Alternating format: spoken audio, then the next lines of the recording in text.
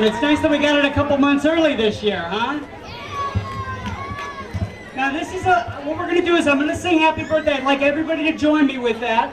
And then afterwards we're gonna go over and cut the cake. Very traditional. We've been doing it for 300 years. I think everybody knows how it goes. So this goes out to a little town called Pembroke. You don't look a day under 299. Happy birthday to you. Happy birthday to you. Happy birthday, dear Pembroke. Happy birthday to you. And many more.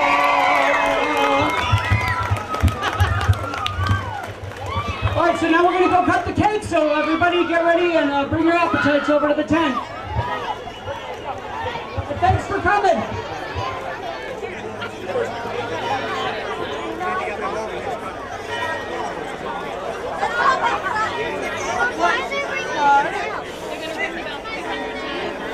Oh, they already know. That fell.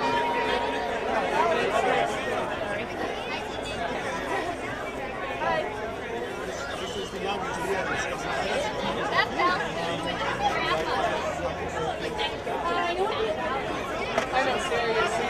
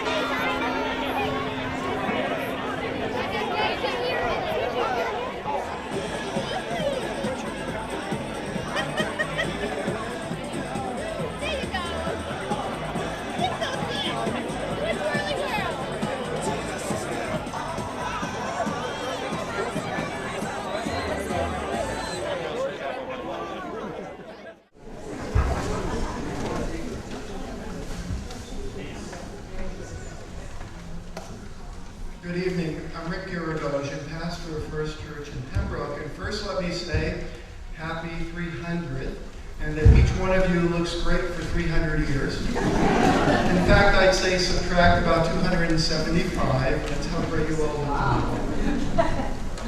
On behalf of Willard Bolter, select person and chair of the town's 300th committee, the town's 300th committee members, and Claire Walsh, chairperson of First Church in Pembroke's 300th committee, as well as the committee members from this church, we want to welcome everybody to this historic event, 300 years in the making. And we're very pleased to have with us tonight Senate President THERESE Murray and State Representative Daniel Webster. We also have with us tonight a number of town and church leaders from Pembroke and the surrounding area. Thank you so much for taking part in our celebration tonight.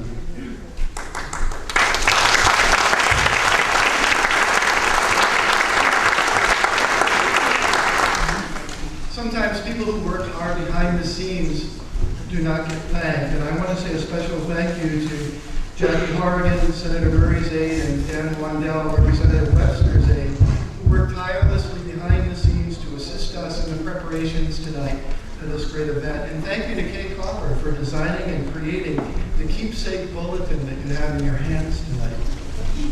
We're also,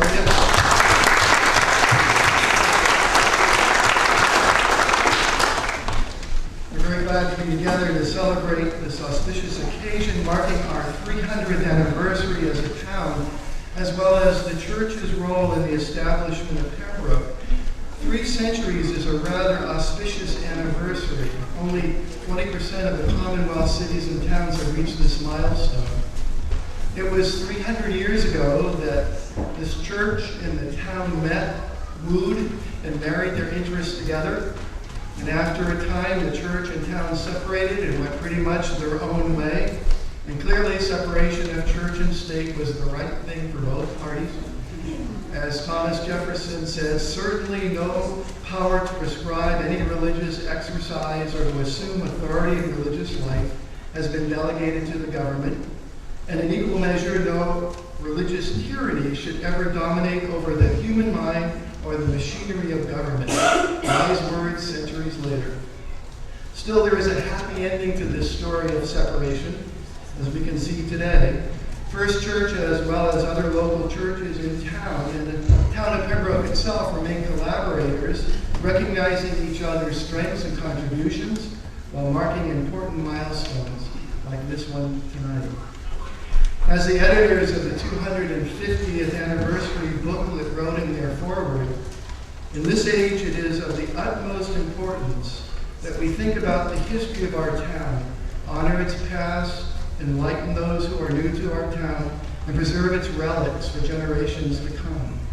Pembroke has played an important part in the founding of this country. We live and we walk on hallowed ground. Pembroke men and women have served in the military, been shipbuilders, served through political office. They've been poets and songwriters, doctors, lawyers, merchants, captains of industry, sprung originally from sturdy Yankee stock. Pembroke's roots are deep and reach far back into this country's beginnings. Pilgrim and Puritan and the proud native peoples lived and died here. Pembroke is a town of great natural beauty. Many ponds mirror the heavens. A great cedar swamp protects a forest primeval. We are an unpretentious town, those editors write, where each man and woman can live with respect for his or her neighbor. This is the essence of Pembroke, its background, the devotion of its people, and their hope for progress. There's a woman who knows Pembroke's story better than most of us, and while she is our church historian, she is much more. Karen Proctor is research director of Pembroke Historical Society, former member of Pembroke's Historical Commission, has written a twice-a-month local history column for 20 years with Pembroke Mariner and the Pembroke Express. She's a genealogist and works as a volunteer at the New England Historical Genealogical Society in Boston, processing manuscripts. She's been a great friend to this town in capturing, in many and assorted ways, the essence of Pembroke. I call her a history whiz. She says she's a history addict. If that is the case, we hope she never overcomes that addiction. And I'm pleased this history habit has included recently writing a book about the church, this church's pastors and their contributions to the church and the town. And we'll be selling this book after these festivities in here in Fellowship Hall, and Karen will be signing the book at that time. It's a joy and a privilege to introduce to you Karen Proctor.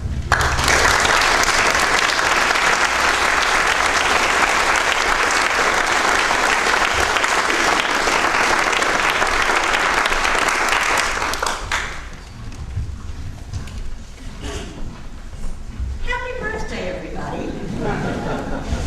I've heard that a couple times tonight, but I've written it here, so I figured I should say it. I've been asked to speak a little bit about how Pembroke became a town.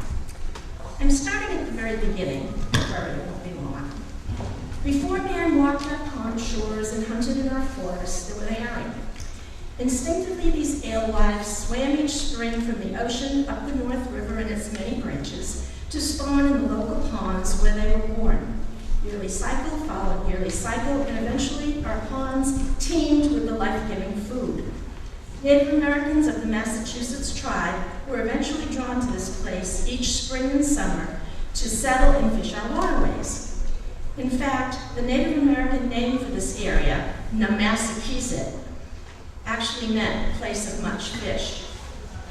About 20 years after the first Europeans arrived in the New World and settled in Plymouth, a burgeoning population caused the descendants of the Pilgrims and others to move north and west of their original settlement because of their need for more farmlands to grow their crops and raise their animals. And having an abundance of herring didn't hurt. English land grants provided settlers with large tracts of land in Duxbury, Scituate, and Marshfield, of which Pembroke lands were once a part. It is believed that as early as 1640, Europeans Robert Barker and Delaware Davis, along with a native guide, came up the North River in a canoe from Scituate, and while exploring one of the river's many tributaries, came to the area of today's Herring Run, now known as Tom and Redding Park.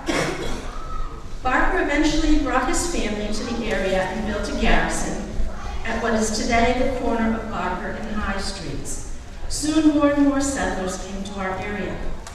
The village here, called Mattakesett, continued to grow, and the settlers, a very religious people by nature and by law, had to travel many miles to worship at the parent settlements, most notably Duxbury.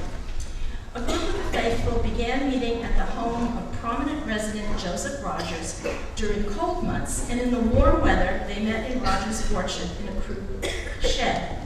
This place became known as Saturday Orchard, Saturday being the colloquial term for Sabbath day. This was located just off Mountain Avenue. By 1706, the group had outgrown their meeting place and began meeting and collecting private donations to support the building of a larger meeting house. By 1708, a wood frame building was built near the site of the present First Church. We're not exactly sure, but it could have been right on the site. We're just not 100% sure about that. 3 years later, in 1711, and I quote, "Being increased to a considerable number of families and far removed from the meeting house," end quote, several people from Mattakesett petitioned for incorporation of a town called Brookfield. This was already the name of a town, so it could not be used. The petition was also denied because although Marshfield agreed, Duxbury did not approve of the boundary line. A committee was assembled to study the matter. A different boundary line with Duxbury was agreed to, and on March 21st, 1712, an act was passed incorporating a town to be called Pembroke, provided that, quote, "they do within the space of 2 years procure and settle an orthodox, learned minister of good conversation, and provide him with property and annual maintenance," end quote. You can read more about how they named the town and the machinations they went through in the book that's being done by the 300th Committee, and it should be out hopefully by the end of April. On December 3rd, 1712, Daniel Lewis of Hingham was ordained as the first minister of the first parish in Pembroke, thus fulfilling all the requirements set forth in the Act of Incorporation. I want to tell you a little bit about the Reverend Lewis, because First Church has always chosen its own ministers, and Lewis's character gives us an insight into at least what the male membership of the congregation, and therefore of the town, was like. The Reverend Lewis, the son of a blacksmith, was a graduate of Harvard University in 1707 and taught school in Hingham until 1712. According to local historian Harry Litchfield, he was a typical old-style preacher.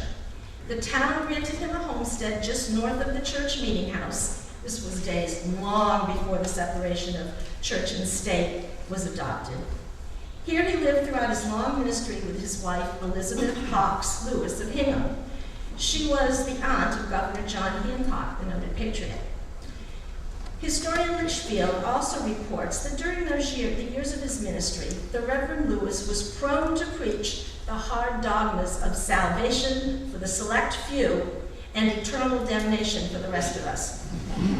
This harsh message, which seems aimed to terrify rather than to comfort the faithful, was actually, according to Litchfield, well suited, if not pleasing, to these men and women who saw themselves as stern, quote, warriors against the heathendom of the wilderness, unquote, and a fitting message to the children who would take up the gauntlet in the future.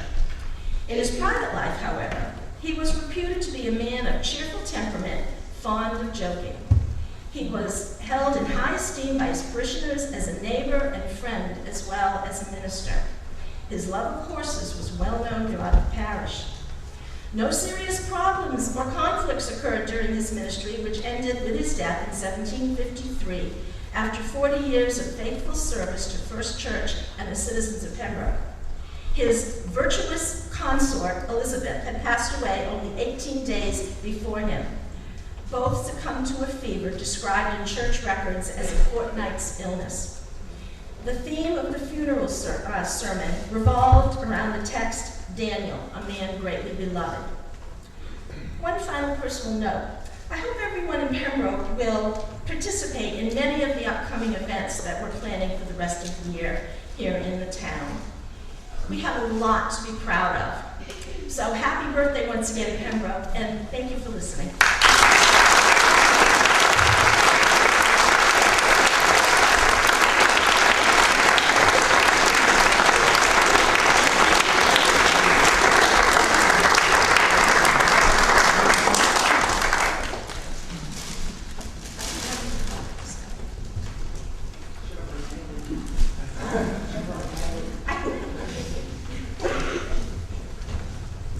The head of our town's 300th anniversary committee and a selectman in town, Willie Bolster, will read a proclamation from Governor Walsh.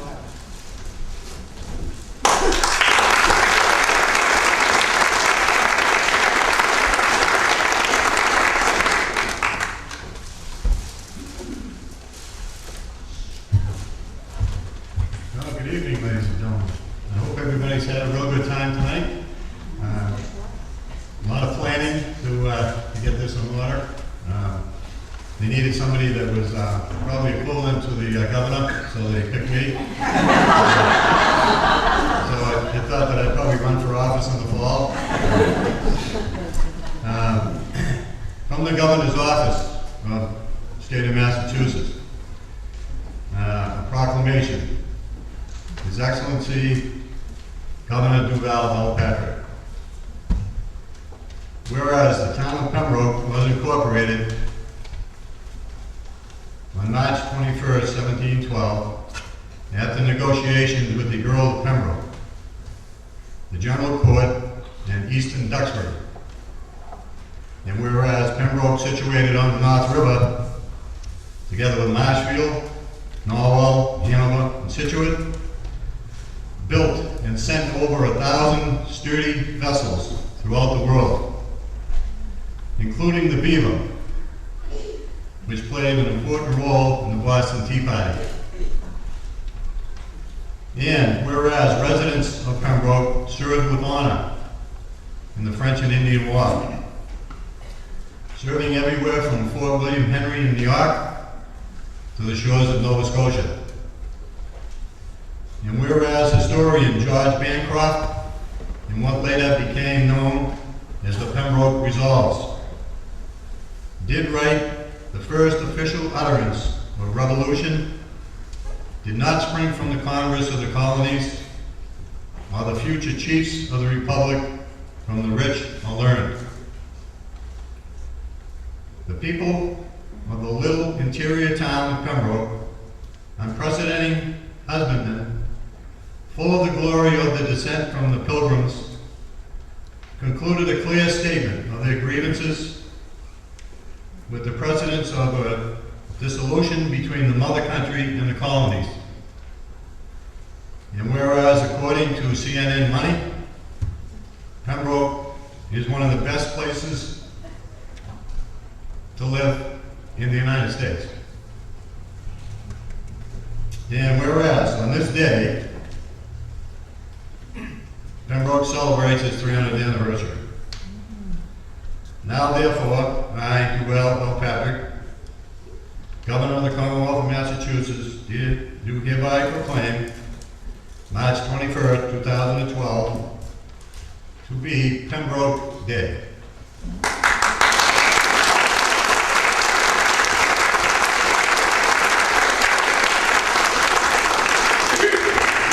And we urge all of the citizens of the Commonwealth to take cognizance of this event and participate fittingly in its observance, which they did.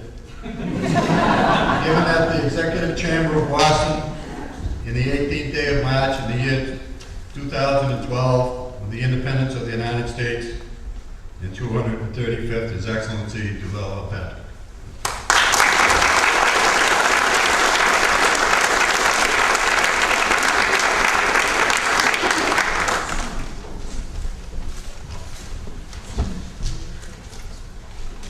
Our intrepid and brilliant church moderator will offer some remarks about the evolution of our church into town government.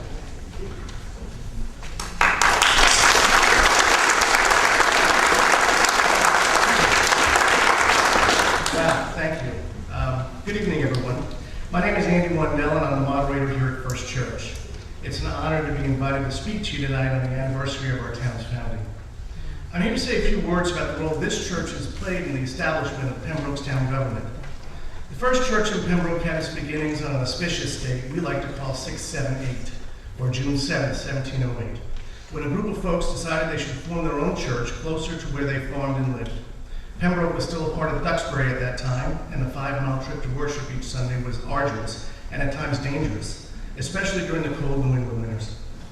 Unlike today, when you can communicate with the other side of the world within seconds, back then it took me only 4 years to get the message to the mother country that a new parish had been established. During those 4 years, the congregation organized itself around a self-governing structure designed to maintain good order, make important community decisions, and seek consensus based on a set of shared values. This structure wasn't new. In fact, it was well ingrained by the Puritans prior to their leaving England, and helped the Pilgrims quickly organize the new settlement at Plymouth when they arrived on the Mayflower. The congregational churches founded by the Pilgrims and other spiritual reformers spread rapidly through New England. In an early experiment in democracy, each congregation was self-governing and elected its own ministers. The congregation was aimed to create a model for a just society. I want to take a moment to describe for you how this self-governing tradition still works here at First Church. As moderator, my responsibilities include planning and presiding over the church's official meetings and being the chairperson of the governing board, otherwise known as the Church Council. I also oversee the activities of church officers and make sure that official decisions are carried out. We operate under a set of bylaws, and we hold annual meetings every January where we vote on the budget and elect officers.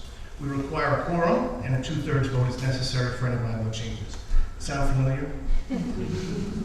As a self-regulating congregation, we govern much like town meeting does today, and that's because we established these practices more than 300 years ago. As you know, we live in a town that is steeped in history, and this church played a central role at a pivotal time. More than 100 years after John Winthrop prayed that, quote, We shall be as a city upon a hill, the eyes of all people upon us, unquote. A group of self-determined farmers and tradespeople stood on this modest rise and declared independence from Britain by proclaiming that Pembroke was ours. Around the same time, over 5,000 angry colonists gathered in the Old South Meeting House in Boston to demand repeal of an unjust tax on tea. It was the first act of civil disobedience in U.S. history. They threw the tea off a ship named the Beaver, built at the shipyards in the North River, not far from this very site. Like the early citizens of this town who believed that the democratic ideal of government closest to the people is the most effective form of government, we believe that this representative republic, based on the shared values established in the Constitution, answer to no king or bishop, but instead to the people it serves. These traditions of self-government endure to this day, and First Church is proud to have played a role in the founding of our town. Happy 300th birthday, Pembroke. Thank you.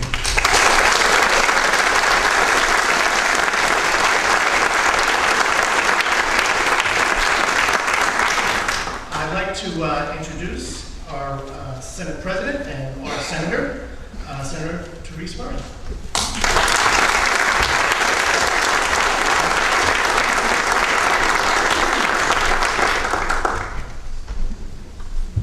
Good evening. It's a pleasure for me to be here tonight, and I've enjoyed already the kickoff. I want to thank Jackie Horrigan from my staff who's in attending in my place all of the committee meetings to date. And I want to congratulate the committee because without all the hard work the committee members did, we wouldn't have been able to convince the Mass Office of Tourism and Travel to award $10,000 to Pembroke 300 committee.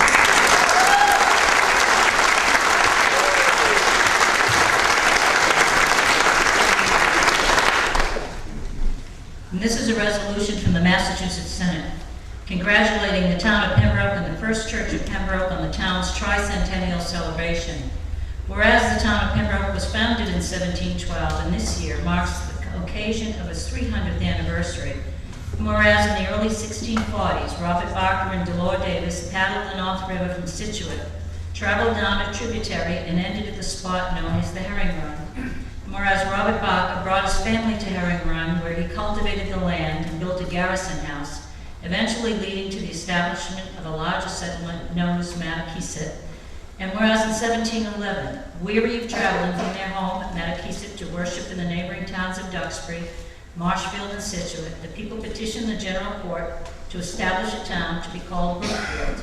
And whereas after much discussion and some dispute, on March 21st, 1712, an act was passed by the General Court entitled An Act for Erecting a New Town Within the County of Plymouth named Pembroke, which allowed for the people to procure and settle an orthodox learned minister of good conversation and provide him with property and annual maintenance. I wonder where they got this from.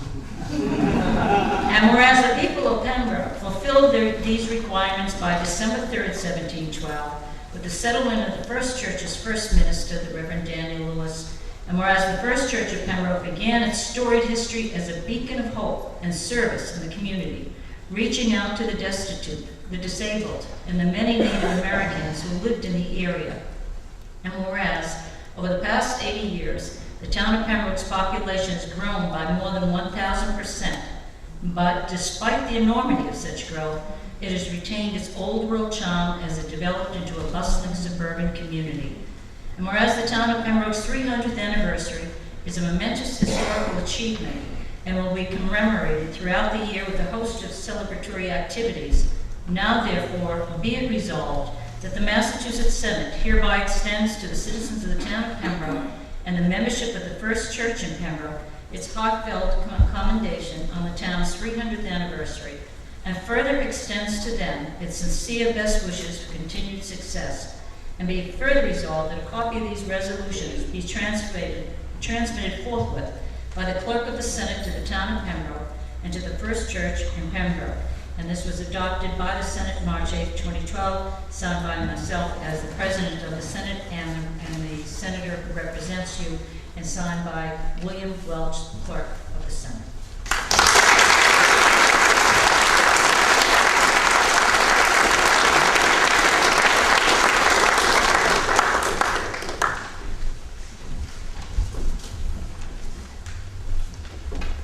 Our equally intrepid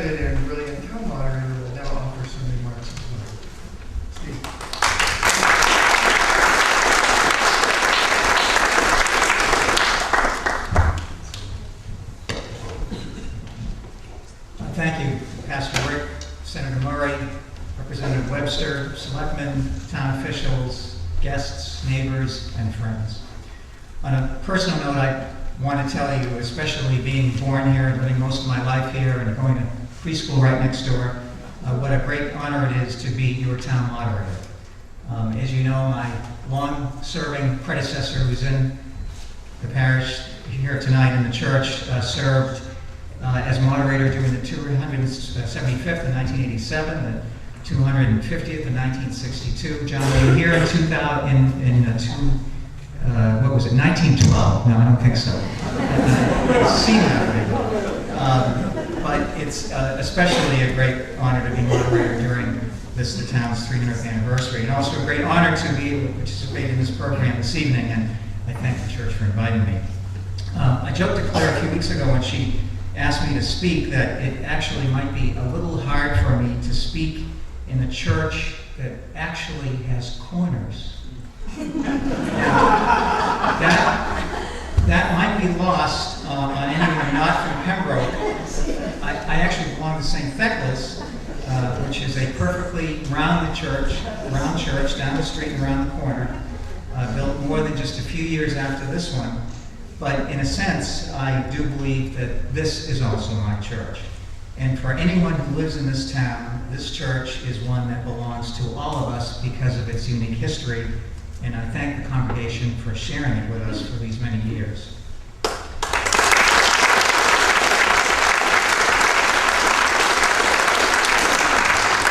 So Karen and Andy have taken you up to the separation of town government from the church, and let me speak for just a moment on more modern day town meetings, although in truth, town meetings really haven't changed that much over the past 300 years, and I think that's as it should be.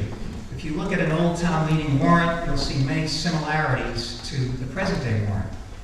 Alexis de Tocqueville said, "Town meetings are to liberty what primary schools are to science. They bring it within people's reach. They teach men how to use and how to enjoy it."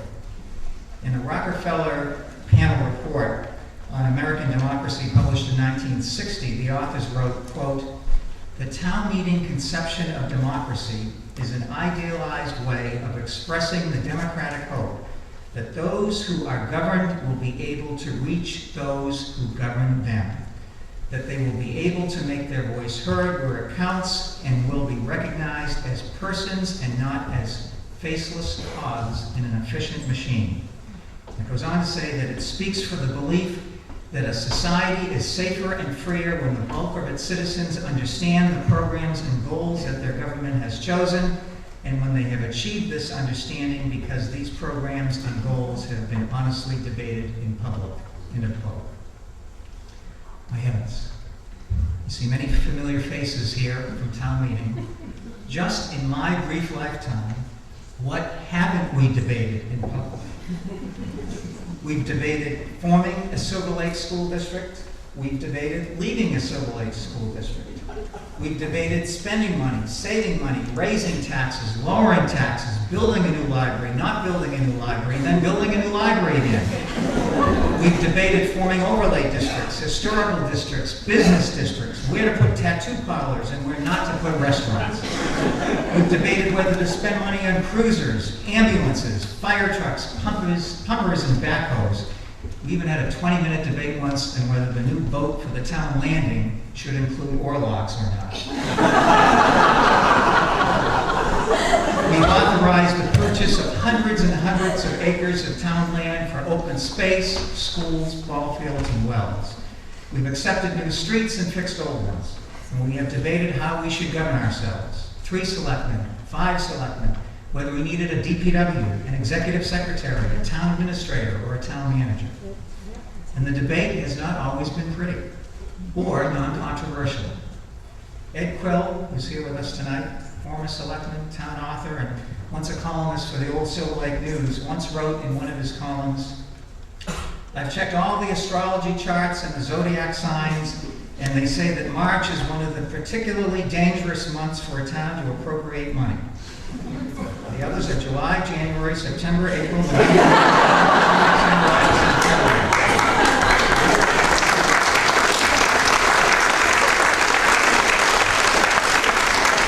Nonetheless, when the debate is over, we vote, either by a call all of the yeas and nays, a show of hands, a head count, and sometimes rarely, but it's happened, even by a secret ballot. But it is all open to every registered voter who wants to participate. And it is based on tradition and rules that formally began in this town 300 years ago today. And it has endured. In a society that has gotten, I think, way too busy and way too disengaged from its governance, town meeting is the last vestige of hands-on democracy in the Western Hemisphere. And God willing, it will be a tradition that will continue here in Pembroke for another 300 years. Way to go.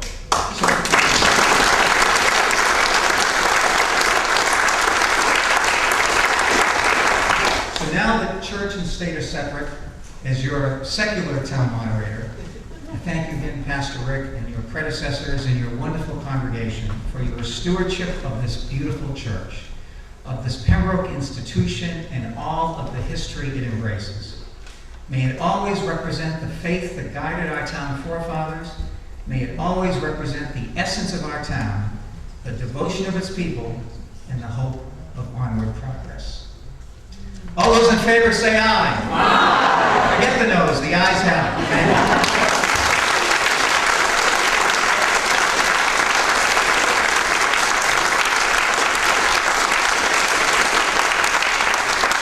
Now, it gives me great honor and privilege to introduce our state representative from Pembroke, Dan Webster.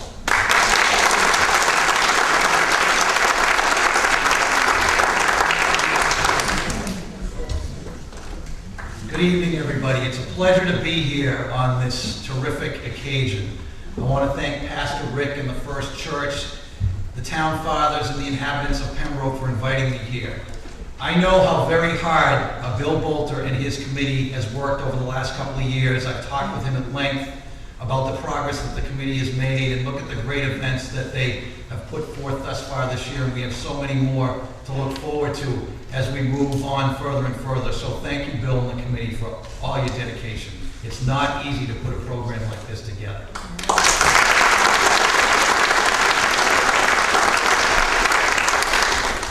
I'm a history buff at heart, without a doubt, and although I know much of the history about Pembroke, I've really enjoyed the last couple of weeks reading and learning more about why it is that we're here tonight, what we're celebrating, and the significance, and really where we stand right now is hallowed ground, as was mentioned a few years ago, because the First Church is truly an American landmark, and I'll explain more about that in a minute. But as I was preparing my remarks, I couldn't help but think that many of you might be sitting here tonight, and you might be thinking that really where it all started before Pembroke became incorporated was when the Pilgrims landed nearby in Plymouth and first stepped off the Mayflower. But the roots go back so much further than that, and they really go back to the end of the medieval times when the English Saxons embraced the concept of liberty, the ideas of justice and fairness. And although the Saxons were conquered at the Battle of Hastings in 1066 by William the Conqueror, those principles stood strong and firm in the minds of Englishmen and were at the forefront of English political history. And examples of those include the Magna Carta, the strong role that Parliament English Parliament eventually assumed, and the diminished role of the Crown. And from that role that Parliament took came really the first informal separations of political power, and came the first unwritten constitution. And those concepts that were born in England were carried here to the New World by the Pilgrims, who came seeking religious freedom. Those same concepts were also in the mind of philosophers, Enlightenment philosophers such as John Locke, who first coined the phrase life, liberty, and property. And we all know that Thomas Jefferson embraced those words along with John Adams and the rest of the members of the committee that penned the Declaration of Independence. And those words eventually became known to us as Americans as life, liberty, and the pursuit of happiness. And the reason that I tell you all this right now is because I can't help but think that that is exactly what was in the foremind of those settlers that first came here and settled in Pembroke, that founded this church. They were independent-minded thinkers. They embraced freedom, they embraced justice, and they embraced fairness. And that is why I mentioned a few minutes ago that this church is an American landmark, because it was here in 1772 that they adopted the Pembroke Resolves. And that was the first public statement in the colonies indicating that the colonies wanted to separate from the mother country, England. And the other colonies were unwilling to take this step at that point in time in our nation's history. And many of the colonists themselves individually were unwilling to admit they were ready to separate from England. So the bold steps were taken here. And we are all the beneficiaries of what dedication and braveness and firmness those first settlers that came here and sat in this church did for all of us. So I think it's a very, very special occasion. And I have with me tonight a resolution from the House of Representatives honoring the first church and honoring the town of Pembroke.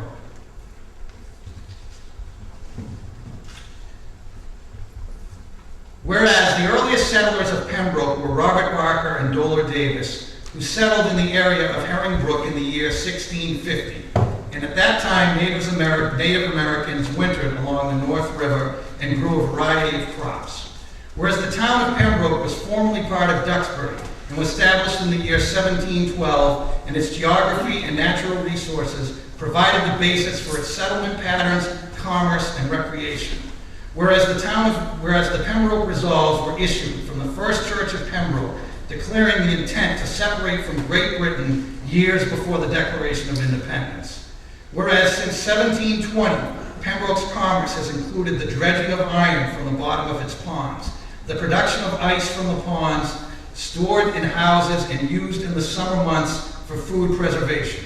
The generation of power through its ponds provided the various mills, including grist, flour, and sawmills.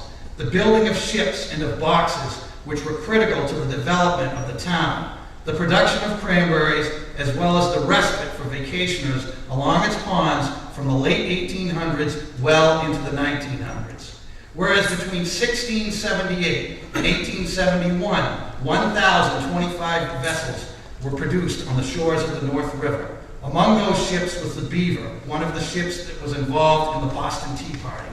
Whereas the town of Pembroke has experienced what can be described as spectacular growth over the 70-year period from 1930 to the year 2000, during which the town increased by 1,000%, from a population of 1,492 in 1930 to 16,927 in the year 2000, and is now a town with over 18,000 residents. And in 80 years, the town has grown from a small rural community into a bustling suburban community.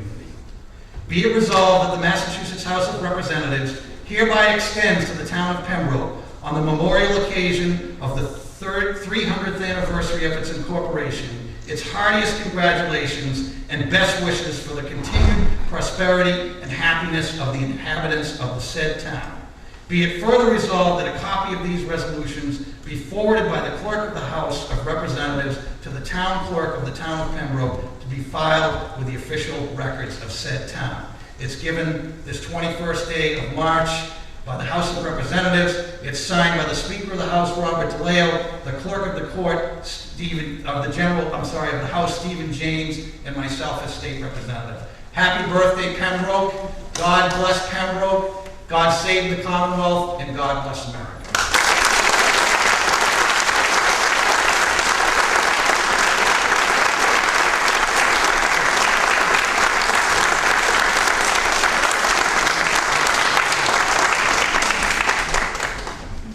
Now for some final remarks, beginning with Claire Walsh, who is this church's 300th committee chair and served in this capacity 25 years ago as well. It shows how industrious she is. Claire Walsh.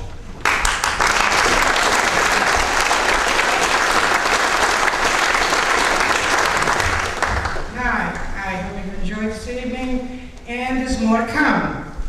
In June, we have our Old Home Day Fair. This year, we're going to try to bring back some of the activities the church did over the last 50 years of the fair. For example, dog carriage parade, or a little bicycle parade for the little boys. Well, I shouldn't say boys. In those days, it was boys. Today, it's boys and girls.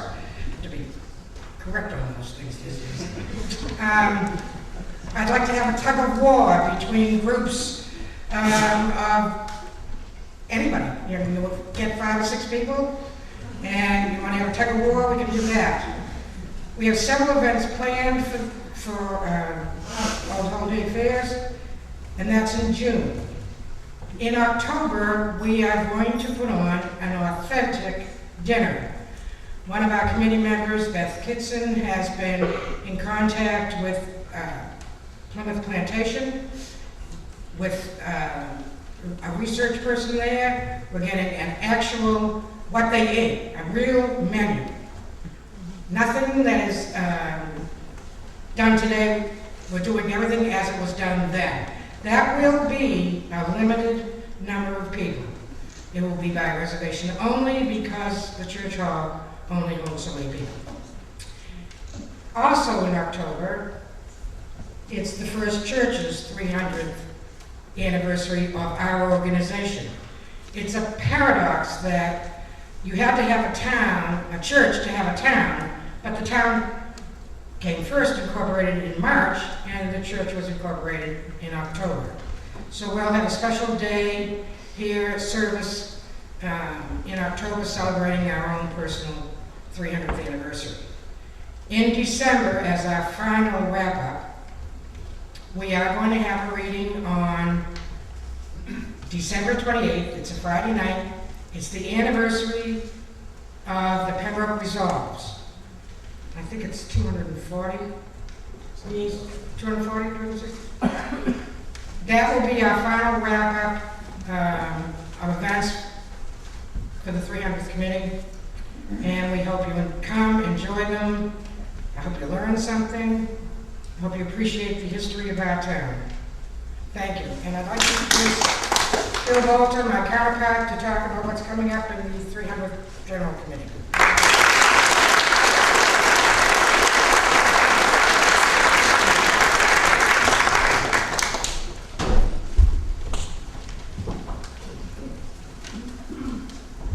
Well, it's too bad all the kids have to go to MCAS do some studying tonight because they're missing such a nice event here. But I just have a couple of things to talk about, and I just want to say that I wanted to thank President Senate Murray for her office and all her help. Dan Webster's office for all of his help and the people that are there. Sheriff McDonald is here in the second row tonight, and he was actually under Plan B. And we called him last minute, and like usual, every time you call the sheriff, he's right there. And he was able to bring that lighting equipment and stuff for us out front here, which also made a nice thing for the kids. We thank him and his crew because they were always anytime you ever need anything, you call the sheriff and he takes care of it.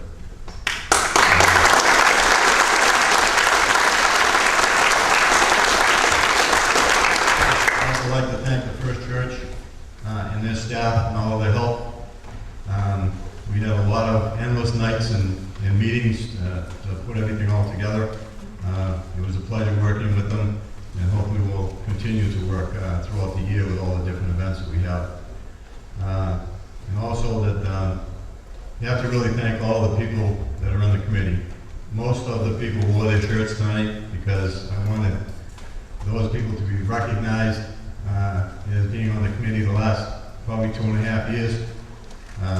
Some of the people didn't wear them because they don't want to be recognized. They probably don't want to be called for another event.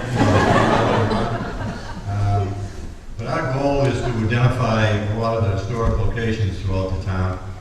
And we want to include as many people as possible for this very special year.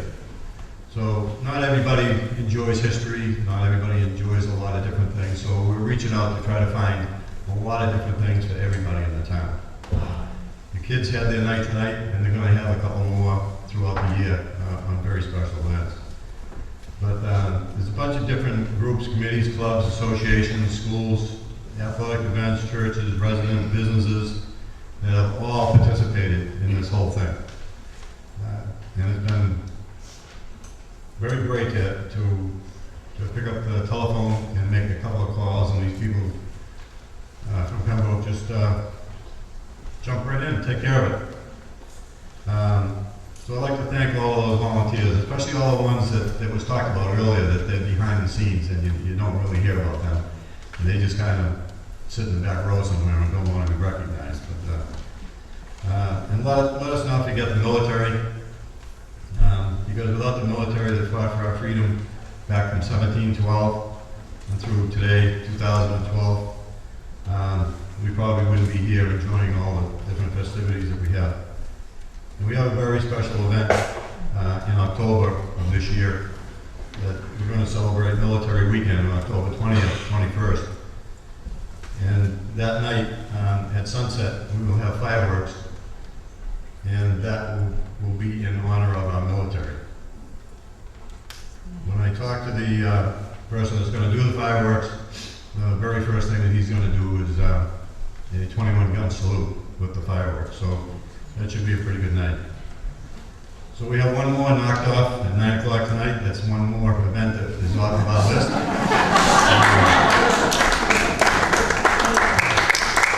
I really want to thank the book committee. When you people see this book, you're really going to enjoy it. I've already bought a couple of them. I haven't seen it yet, but I know all the hard work that these people have put into it. It's going to be really great. Starting April 1st, we're going to have some TV shows on the local cable to talk about Pembroke. Kyle Harney, who's sitting up front here, he's going to make sure that that's done really well. We get a little bit of everywhere in Pembroke. April 27th, we're having a special Arborist Day, and we're going to plant 300 trees at the windswept logs off of Glenwood Road.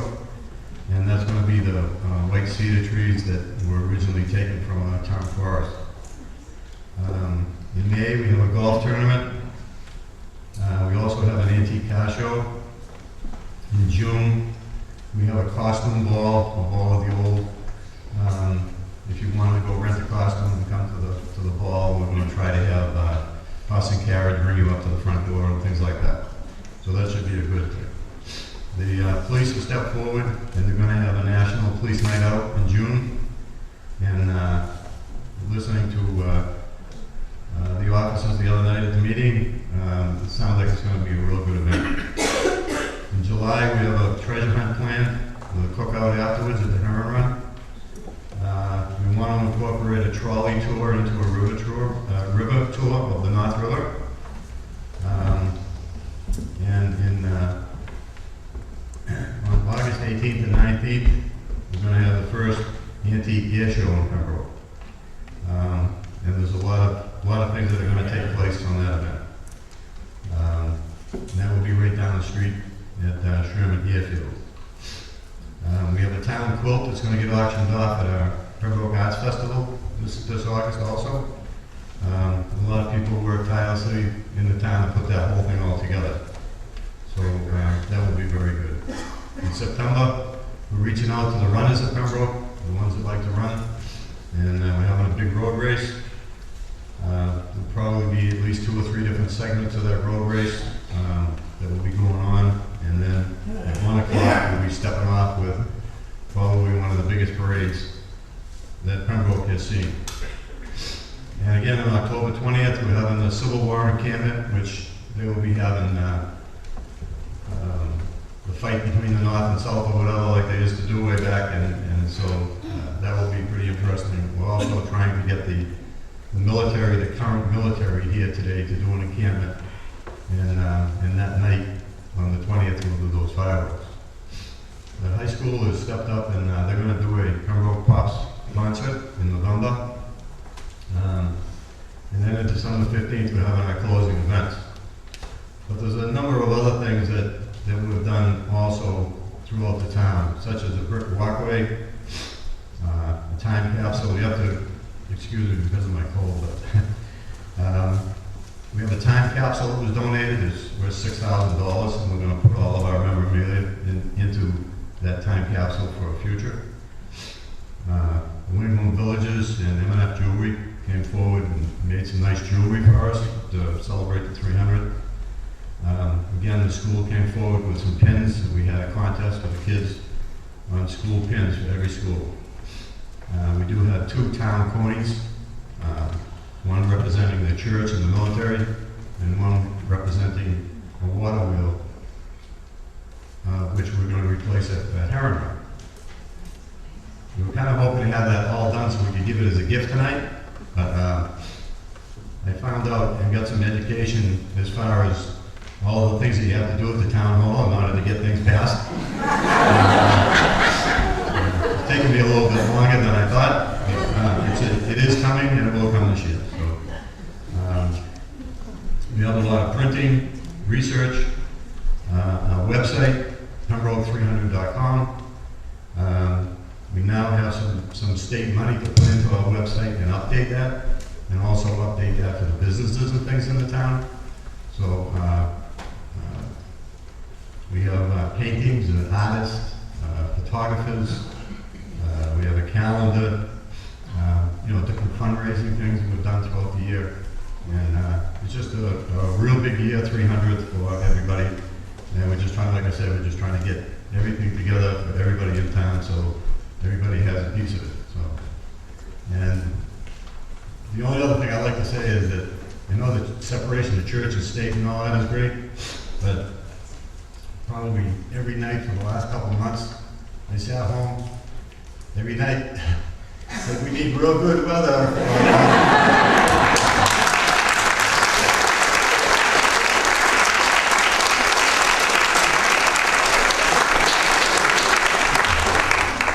I almost forgot my colleague, I have to introduce the chairman of the Pembroke Board of Selectmen, Dan Pembroke.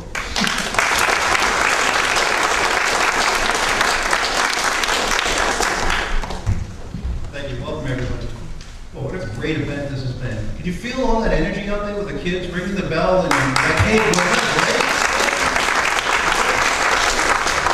Before I begin my remarks, we have an elected official from the town of Duxbury, our mother town, as it were, that's going to present something to the town of Pembroke, and I'll accept it on behalf of the Board of Selectmen, Mr. Josh Pettler.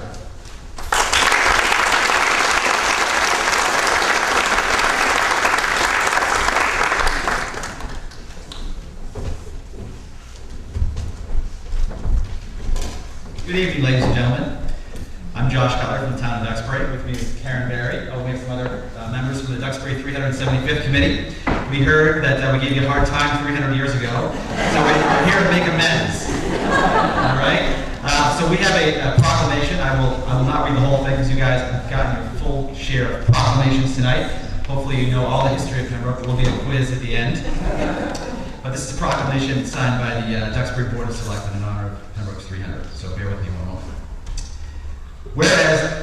Whereas the town of Pembroke and the town of Duxbury share a rich history together, and whereas the area that is now Pembroke and Duxbury was originally settled by the Wampanoag Indian tribe and was known as Matakeesit, or the land of many fish, and whereas the town of Duxbury was first incorporated in 1637 and originally included an area which later became part of the town of Pembroke. And whereas Pembroke was originally settled in the 1640s by Robert Barker, who received a land grant from Miles Standish. And whereas the official boundaries of the town of Pembroke and the town of Duxbury were established in 1751. Whereas the town of Pembroke and the town of Duxbury have together played significant roles in American history, including the Revolutionary War and the Civil War. And whereas the town of Pembroke and the town of Duxbury have, for the past 3 centuries, shared a common bond and friendship as neighbors. Ever since that first little struggle we had. Now therefore be it resolved that the town of Duxbury, through its Board of Selectmen, does hereby extend to the town of Pembroke its congratulations on the 300th anniversary of the town's incorporation. The town of Duxbury extends its best wishes to the town of Pembroke and its residents for 300 more years of prosperity, cooperation, and friendship. Presented this 21st day of March, 2012 by the Duxbury Board of Selectmen.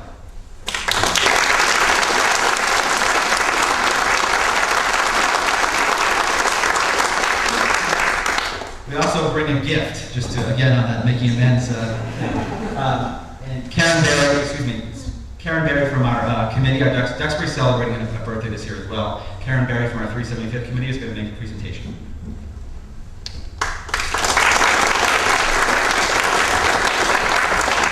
Good evening, and this will be brief.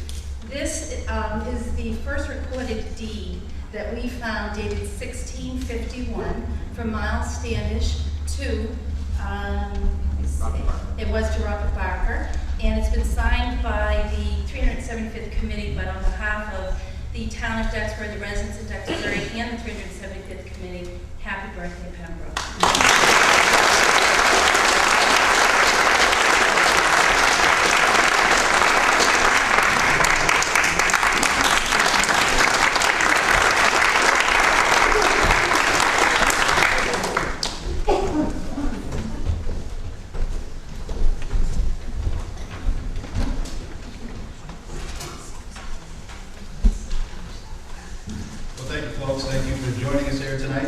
On behalf of the town of Pembroke and the Board of Selectmen, I thank all of you for joining us here today in this community-wide celebration that marks the birth of our town of Pembroke.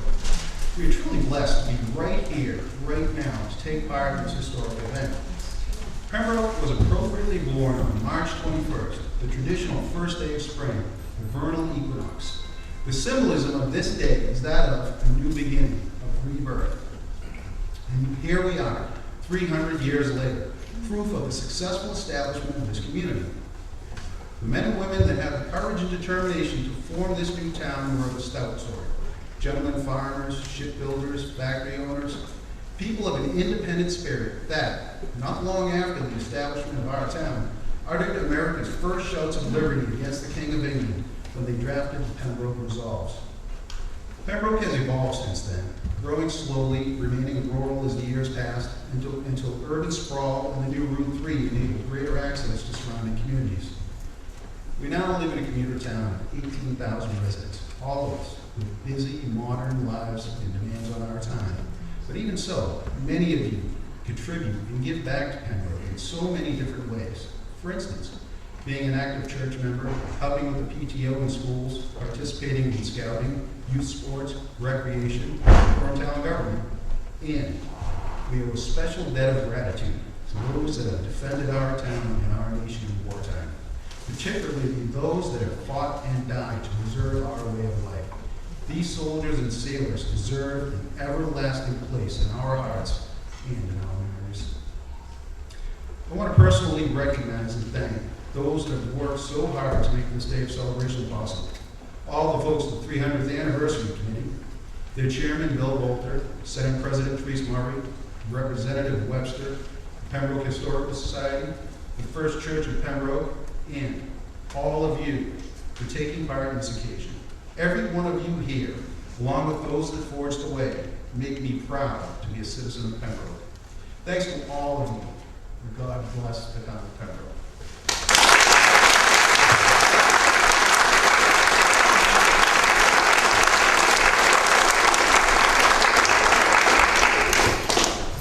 Indeed, thank you all for being here. We invite you now to meet Karen Proctor and have her sign her, I guess, the first book that's coming out this year. It'll be right out of the store, down to the left into Fellowship Hall. Again, thank you all for coming.